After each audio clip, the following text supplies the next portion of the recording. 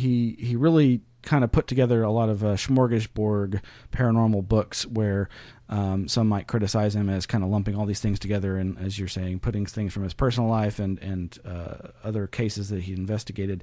And certainly there have been folks who've criticized him. Even some of his biggest fans have criticized him for,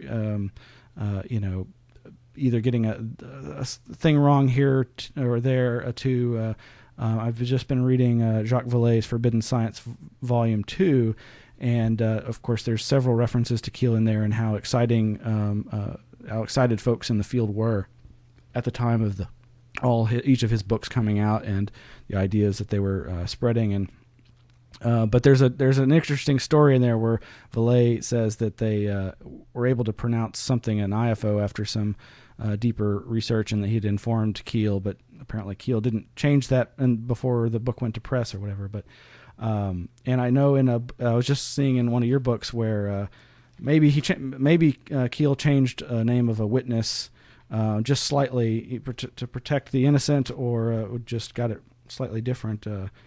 Something I saw you call attention to in one of your books. But yes, I think typos or definitely a kind of less than scholarly approach to it. Jacques Vallée, of course, very much from the academic world, right, would heavily footnote his books, and yet Vallée and Keel and myself and Clark and Brad Steiger and all of these folks were going back and forth with each other, feeding information, feeding cases. The good old days when we actually wrote letters to each other, in which we'd get 2 or 3 letters from each other with photocopies of articles and raw source material. It was just an exciting time. And of all of us, Keel was the one that he was more interested in the theories or in the personalities of the people, or even some of his intellectual ideas about ultra-terrestrials than some of the rest of us that were very exacting on the details of the cases and the locations and the dates. And I think all of us just grew to understand that about Keel, and that was fine. I think that historians looking later, if they go through Keel's book, they may be dissatisfied, but people have done that to Charles Fort now too, and annotated his material and corrected him. So it's just part of sort of the Fortean game. Yeah, it's part of the scientific process of accumulating data and refining it,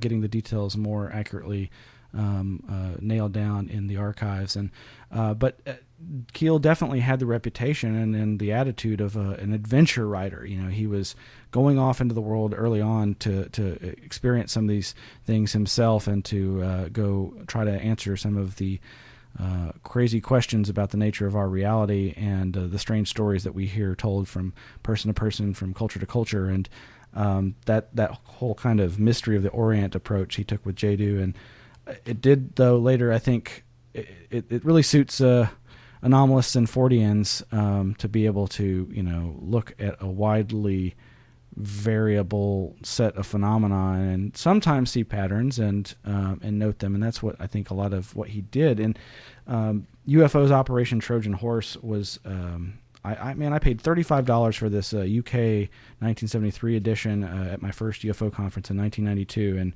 I've cherished it ever since. It's got so much great data in there, but he's right off the bat in there, talking about patterns in the phenomena, and his collecting of over 10,000 clippings and reports by 1966, and being able to note certain patterns, like what day of the week it might be more likely to see a UFO, and that would be Wednesday, with trending towards Thursday. Right.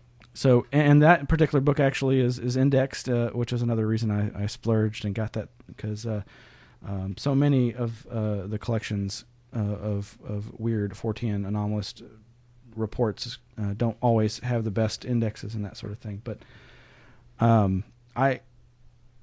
having never had the opportunity to meet Keel, and having had the opportunity to meet you and correspond with you, and my experience with the 1990s zine scene gave me a brief taste of what that must have been like when the snail mail was the primary mode of transmitting the samizdat of data, these Xeroxed research notes and the wonderful long letters that unfortunately seem to have been replaced by the instantaneousness of digital electronic communication. But again, there's that electronic communication thing that seemed to be such a part of Keel's Mothman experience.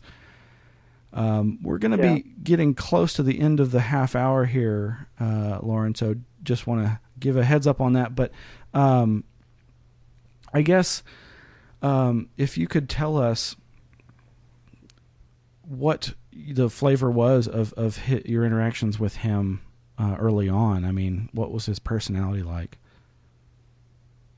Well, early on, Keel and I really were colleagues. I was younger, of course. I'm 17 years younger or so than him, so he wasn't quite like a mentor. My mentor was definitely Ivan Sanderson, and Ivan knew John, but it was through Keel, for instance, that I met Jerry Clark, because Keel introduced Jerry and I through letters, and then Brad Steiger. And so what Keel and I would do is we'd exchange articles and we'd exchange ideas, and I was very interested very early on, and I actually have to dig out my letters from Keel, because we would talk about names. We would talk about the name game before either one of us really published on it way back in the 60s.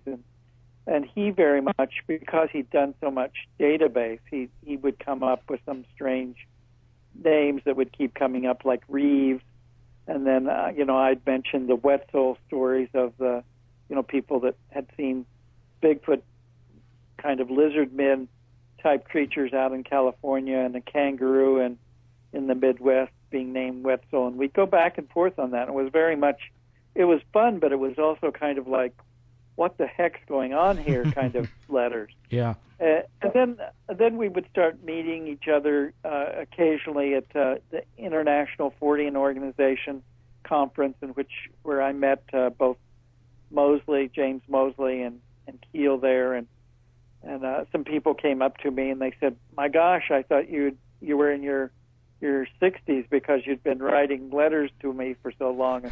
So I would startle people by being in my 20s, because I'd been so active for so long. But it was fun, and and then Keel and I would meet each other here and there, and we had a lot of interaction, mostly on the phone,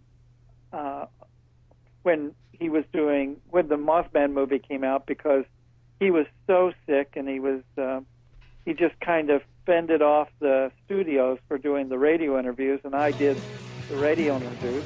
Yeah, that was fun. All right, well, we can continue that discussion on the other side of these commercials if you're willing, Loren. We'll be right back. Stay tuned. This is PsiOp Radio on AmericanFreedomRadio.com.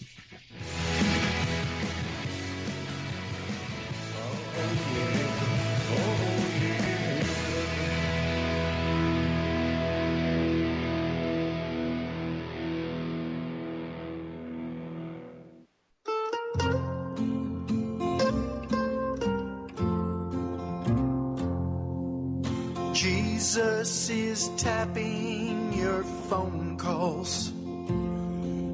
He knows everything that you do.